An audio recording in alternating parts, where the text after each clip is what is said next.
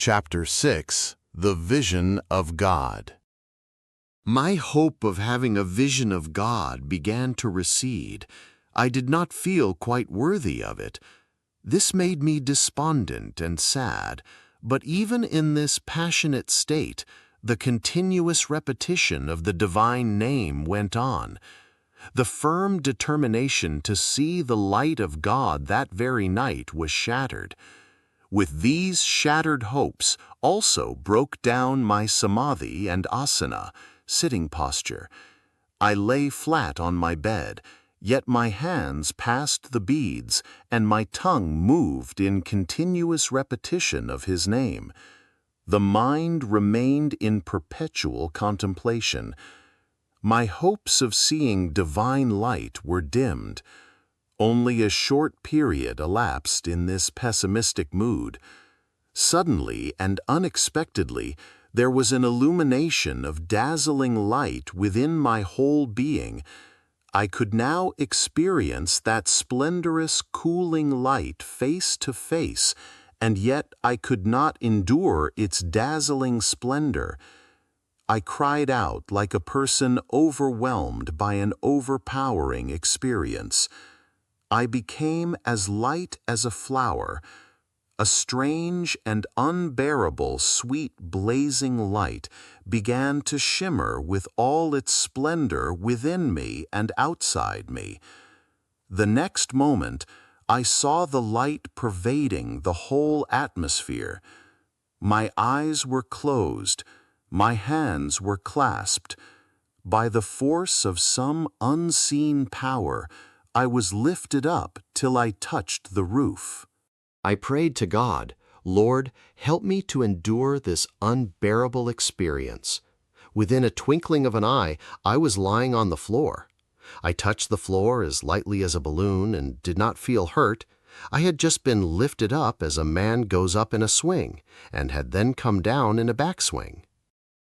It now appeared to me that my body was like a spiritual couch in which my soul, Atma, was meeting the beloved Lord, which was all divine light.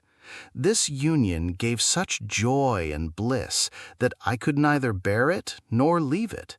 Although my eyes were closed, I could see the splendorous light of His presence within me and outside me. I now acquired a wonderful inner spiritual vision and strange inner eyes. This wonderful experience was almost unbearable. I tried to stop the repetition of the divine name, hoping that by doing so I may be relieved a little of this overwhelming experience.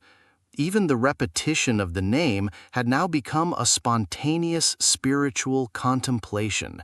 It did not stop even when I made an effort to do so.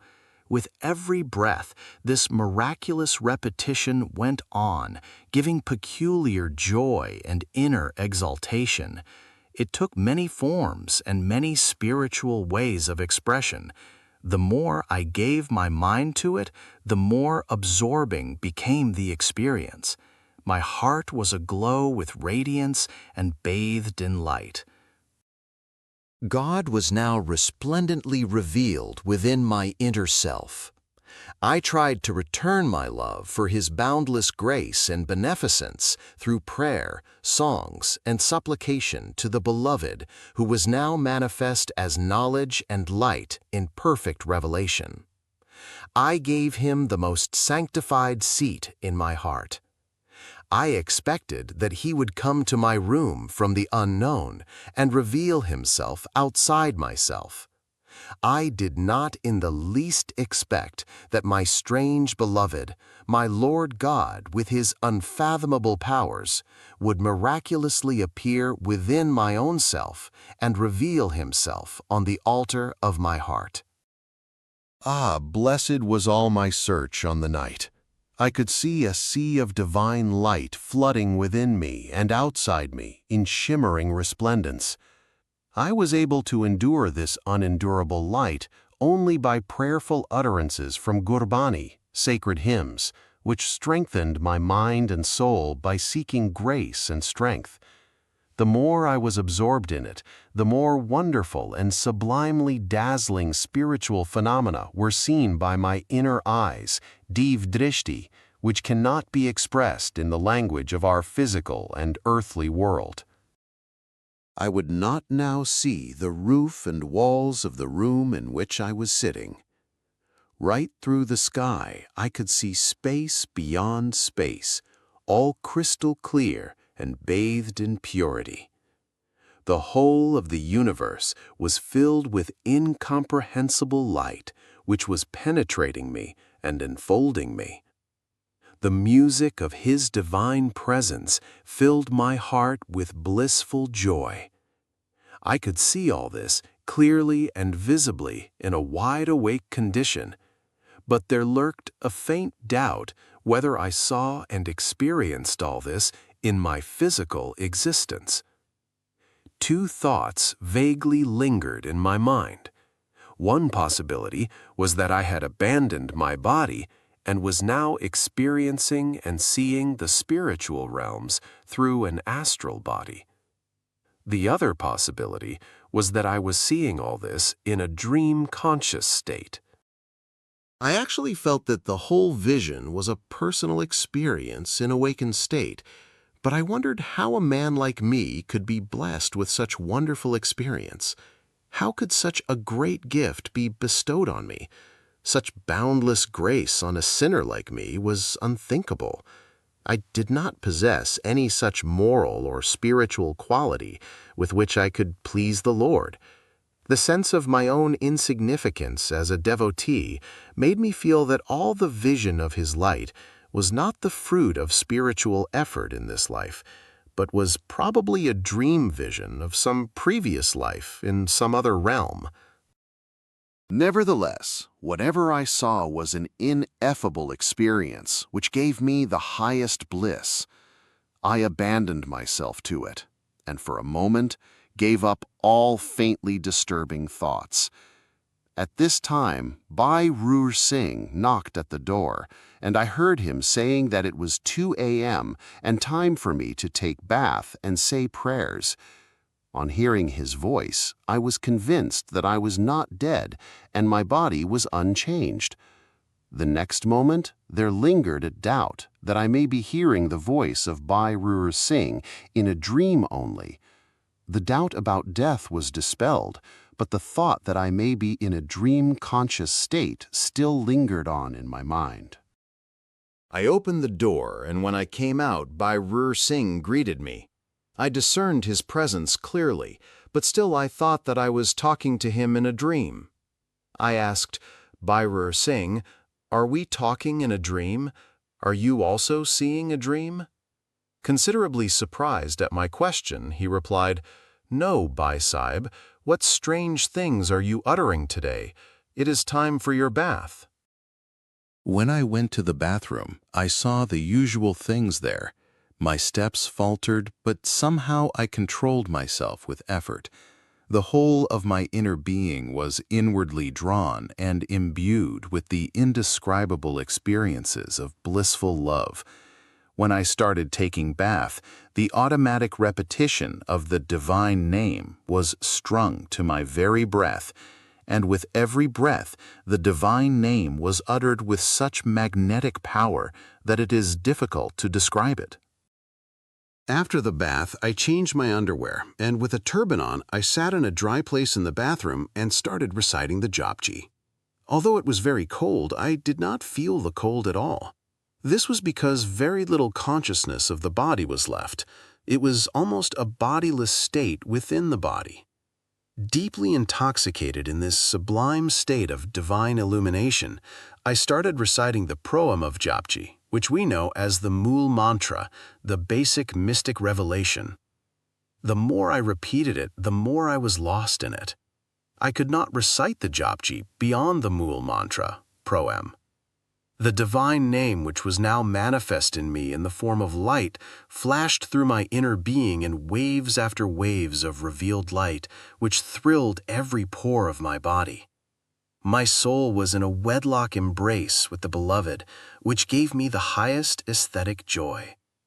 The steady recitation of the great mystic composition, the Japji, put me into the contemplative poise of Saj Samadhi, effortless absorption in the divine. I was passing into ecstatic experience. I was so deeply absorbed in the blissful mood that the recitation of Japji became a continuous deep meditation. Every line of Japji revealed such a spiritual joy of divine knowledge and inner light as I had never heard or experienced. I tried my utmost to complete the recitation at the usual speed, but at every line my mind stopped and was lost in reflection over its intuitively revealed meaning. It is difficult to describe this blissful mental condition. I have no words to express it. At every moment, I silently prayed that I should be able to complete the recitation of Japji. If I had not been so thoroughly disciplined in the knowledge and deeper meaning of the Gurbani, and also if I had not known the strength of silent prayers, it would have been impossible to endure the rapturous emotions of that moment. I might even have become unconscious in the intoxication of this blissful joy, and would thus have remained far behind and utterly devoid of the highest spiritual state. It appeared I would not be able to complete the Japji that day. I was stuck up in the blissful joy of its inner meaning, and was so absorbed in spiritual intoxication that I could not complete even half the verses of Japji. Only through prayers and supplications I gathered the spiritual strength and consciousness to complete the recitation. By the time of dawn, I could complete only one recitation. Thank God, it was completed. Normally, I completed 5 recitations of Japji, along with other daily prayers by this time. But even at this time, I had a vague feeling that I may be in a dream state. Just then, Bhai Roor Singh came and asked me to dress up and get ready. I now realized that I had not put on my dress as yet. Dressing up quickly, I moved on towards the Sikh temple, Gurdwara. There still lingered a doubt that I was in a dream state, but on seeing broad daylight, I felt assured that I was not walking in a dream, because one dreams only at night, and the night never changes into day in a dream. Secondly, the spiritual vision of divine light which I saw within and out myself was unique. This supernatural light was shining all around in different form than the ordinary daylight. I stepped out with a little effort and came to the veranda. I saw the whole sky bathed in the radiance of this divine light. Wrapping a blanket around myself, I moved towards the Sikh temple. My feet faltered as I walked, and it appeared my feet did not touch the earth. I moved on, sauntering and tumbling, and yet was surprisingly on my feet again. Again came the thought, have I really attained a vision of the divine, or was it just a dream? I was now going to the temple, where I expected that the ever-present Guru, the holy Guru Granth Sahib, would reveal to me my true state. The voice of the Guru would dispel all doubts, and I would know whether I was really enjoying bliss of spiritual union with the Lord in conscious state. When I entered the temple, I heard this hymn being sung. Friend, I have attained the bestower of eternal happiness. I have espoused the bridegroom of my choice. It is a moment of great felicity. The mystic union has given me great happiness. The compassionate beloved is ever young and romantic. In holy company, I met him by the grace of the Guru. All hopes and wishes have been fulfilled. The beloved has embraced me in perfect union. Saith Nanak, I have attained the bestower of happiness through the grace of the Guru. This hymn of felicitation dispelled all my doubts. I was sure now that it was not a dream state. I circumambulated the Guru Granth Sahib and, bowing low, opened it and found the Anand Sahib, Song of Bliss, at the first reading on the left page. I read it in a musical and moving tone.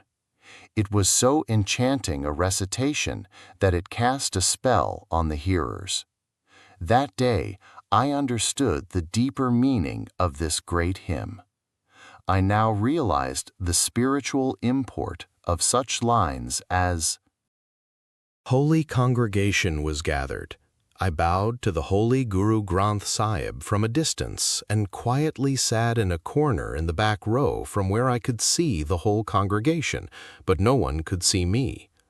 I was also facing the Guru Granth Sahib. Wrapped in my blanket, I sat there in blissful contemplation. Divine songs were being sung. I felt impelled to join the kirtan, divine singing, but I did not feel like getting out of my blissful state of spiritual absorption. The kirtan ended and prayer for starting the Akhand Path, non-stop reading of the Guru Granth Sahib, was said. This was the first time in my life that I got an opportunity to see an Akhand Path being performed. After the reading of Japji, which is the opening composition of Guru Granth Sahib, the Kara Prasad, sacramental pudding, was distributed. Most of the people went away after this. Very few of them were left, and after some time they also started moving out, and one of them shook me, indicating that it was time to go. I bowed before the Guru Granth Sahib with the idea of going away when an inner voice said, "Keep sitting. Where do you wish to go?" This almost came as a command which I could not but obey. To me, it was the command of the Guru. There were 5 reciters reading one after the other and a few devotee attendants, and I was the lone listener at that time. People came for some time and went, while I sat there bound in the bondage of love, and nothing could disturb me now.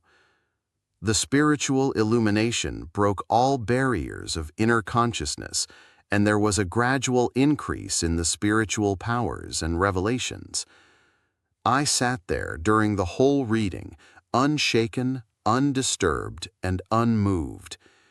By the grace of God, I sat there in an unbroken concentration and listened to the whole Akhand Path, non-stop reading of the Guru Granth Sahib, for 48 hours, and it was through his unknown power that I listened to the complete reading, and it was by his grace that I listened to the whole reading of the Guru Granth Sahib in a wide-awake consciousness, and never for a moment felt sleepy or tired. This was thy gift, O Lord. The unstruck music, Anhad Shabad, began to ring in all its melodious measures within my inner consciousness. The 10th door of consciousness, Turiya, leading to the realization of the transcendental light, opened, revealing wonders of the spiritual life. Mother, I am wonderstruck at this vision. The unstruck music has enchanted me with its melody. Wonderful is its ineffable sweetness. The continuous and complete reading of the Guru Granth Sahib, Akhand Path, ended. The Arti, the song with the lamps, was sung. In my heart, a wonderful and colorful worship with the lamps was revealed. The spiritual meaning of the Arti hymn was revealed in all its significance. The music of the musical instruments ceased. Within me, I could hear the unstruck music of the celestial worlds, which rang through the whole universe with enchanting divine melody. Ah, who could open his eyes to see the outside world? Shimmering light with all its resplendent glory could be seen thrilling my whole being and spreading throughout the vast space in the universe. Even on the holy Guru Granth Sahib there was radiant light, which had a soothing effect but was difficult to endure. Rays of light were spreading towards the whole congregation, gathered in large number, and everyone was looking at me.